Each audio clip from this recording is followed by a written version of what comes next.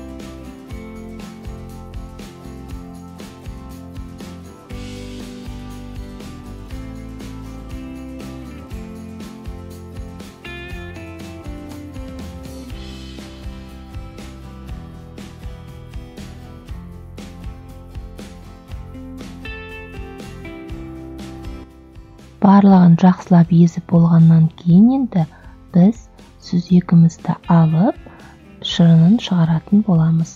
Осылай 2-3 қасықтан сала отырып, қасықпен үстінен қатты мыжамыз. Сол кезде біздің согымыз шығатын болады.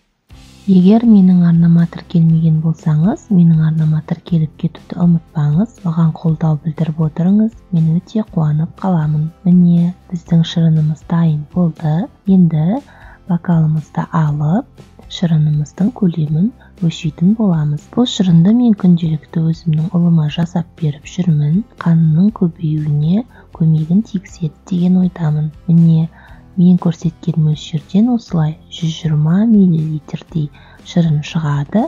Енді бұны баламның бутылкасына құйып беретін боламын. Өте дәмді болып шығады, тәтті, қантсыз, бірақ балаларға ұнайды. Осылай күнделікті жасап беріп жүрмін.